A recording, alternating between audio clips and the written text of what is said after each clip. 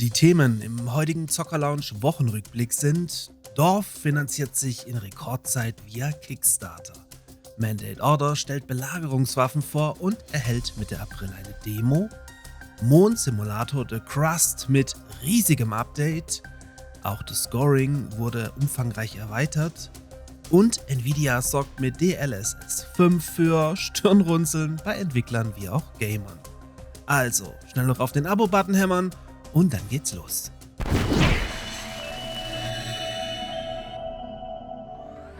Dieser Wochenrückblick wird euch von meinem Partner Instant Gaming präsentiert, bei welchem ihr in der Regel alle Videospiele zum Teil deutlich günstiger als auf den Hauptplattformen bekommt und so jede Menge Geld bei eurem liebsten Hobby sparen könnt.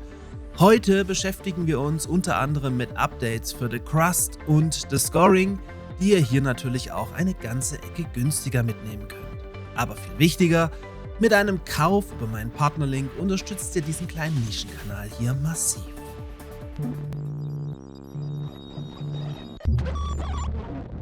Für Retro Command & Conquer Fans könnte Dorf im kommenden Jahr das absolute Highlight werden. Yep, im nächsten Jahr, also 2027.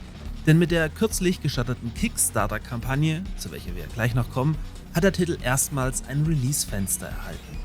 Dorf steht übrigens nicht für KUKAF, sondern für Real-Time Strategic Conflict und soll angelehnt an Command & Conquer RTS-Spiele der 90er Jahre erneut aufleben lassen.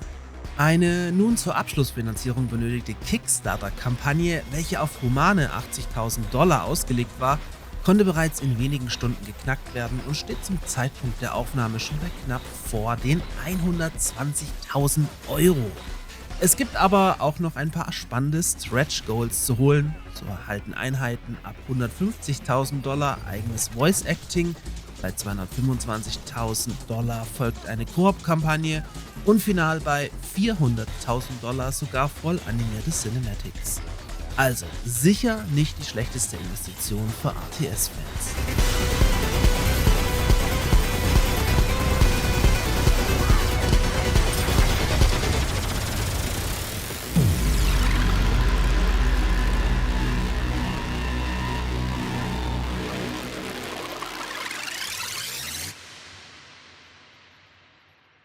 古代攻城不是简单的一群莽夫扛着梯子往上冲，守城士兵一推就到，而是 Den chinesischen Manor-Lords-Klon Mandate Order durfte ich bereits im Dezember antesten und war, ehrlich gesagt, hellauf begeistert. Mandate Order bringt das Manor-Lords-System ins feudale China und baut hier aber die Militärkomponente massiv weiter aus und wird daher auch für RTS- und Multiplayer-Fans super interessant werden. In einem aktuellen Vlog wurden jetzt diverse Belagerungswaffen der damaligen Zeit vorgestellt, die extrem detailverliebt ins Spiel überführt wurden. So bleiben über Rambock, Katapult, Balliste und fahrbarem Belagerungsturm eigentlich keine Wünsche offen. Zur Feier des Medieval Games Festivals auf Steam soll der spannende Titel dann am 20. April erstmals eine Demo für alle erhalten. Und hey, dies solltet ihr definitiv dann ausprobieren.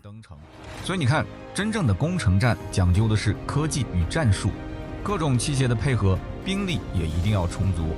只有做好万全准备，才能成功破城而入。This is our new story.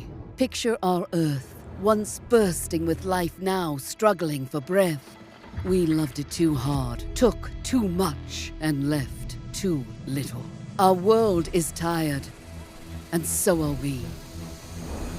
We decided to look to the sky. In The Crust spielt ihr den CEO eines Unternehmens, welches es sich zur Aufgabe gemacht hat, den Mond zu kolonisieren. Bereits seit fast 2 Jahren läuft The Crust auf Steam im Early Access und wurde jetzt mit Update 3 erneut extrem erweitert. Update 3 führt neue Drohnen ein und verbessert gleichzeitig deren Bewegungsmöglichkeiten. Aber auch verbesserte Bodenkarten, ein neues Meerressourcenlager sowie die Automatisierung von Verträgen, Expeditionen und Einheitenproduktion gehört zum Update. Es gibt aber auch eine neue Industrieküche, Schlackenrecycling, unterirdische Lager und ganz wichtig, auch eine Fortführung der Story-Kampagne.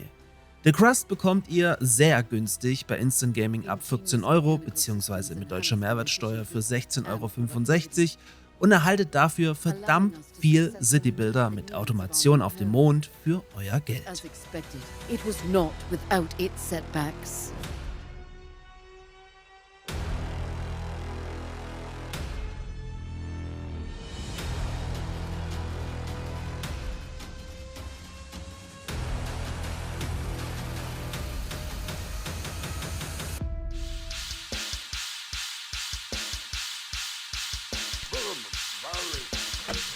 Jetzt harter Cut, da völlig anderes Spiel, aber natürlich müssen wir auch über das wahre Warcraft 4 im Geiste in Form von The Scoring sprechen, das so viel richtig macht.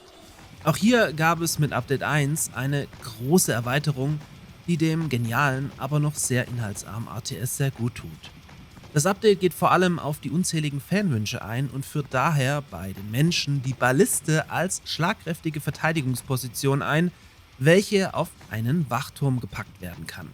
Gold wird fortan in Hauptgebäuden gelagert, was zum kompletten Verlust führt, wenn euch ein Gegner dieses zerstört. Bedeutet im Umkehrschluss natürlich auch, dass ihr auch so an das Gold eurer Gegner gelangen könnt. Darüber hinaus wurden Helden überarbeitet, die jetzt nach ihrem Ableben nicht mehr so einfach wiederbelebt werden können, sowie ein generelles Rebalancing der kompletten Wirtschaft. Wer schnelle, also richtig schnelle RTS-Gefechte aus den guten alten Blizzard-Zeiten liebt, der bekommt hier sowas von voll auf seine Kosten.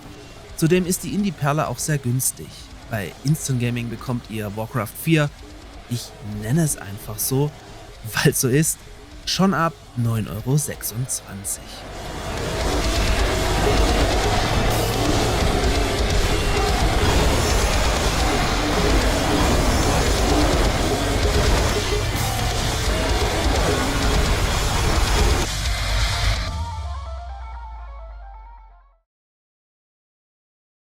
Zum Abschluss dann noch der Aufreger der Woche sozusagen. Denn mit der Ankündigung von DLSS 5, ohne das vorher mit irgendjemand abgesprochen zu haben, hat sich Nvidia vor allem viel Spott und Memes eingefangen. Denn anders als in früheren DLSS-Versionen, die dafür da waren, um Ressourcen zu sparen und so ein Spiel in viel geringerer Auflösung nachträglich hochzuskalieren, geht DLSS 5 einen völlig anderen Weg. Denn hier wird via KI versucht, das Bild live in Richtung Fotorealismus zu überarbeiten und das völlig am Artstyle der Entwickler vorbei, was natürlich nicht in deren Interesse ist und auch bei Spielern wenig bis gar nicht gut ankommt. Zudem sind die Hardware-Anforderungen aktuell noch enorm, auch wenn diese im Laufe der Entwicklung noch signifikant fallen sollen. Es wird spannend sein, ob sich das System am Ende durchsetzen kann oder als absoluter Rohrkrepierer endet. Die ersten Reaktionen sind jedenfalls durch die Bank negativ. Übrigens, wegen solcher Techniken, nach denen niemand gefragt hatte, steigen aktuell die Hardwarepreise ins Unermessliche. Das sollte man in der Diskussion darüber immer mit einfließen lassen. In diesem Sinne, ganz ohne KI-Slop, euch ein schönes Restwochenende und bis zum nächsten Mal.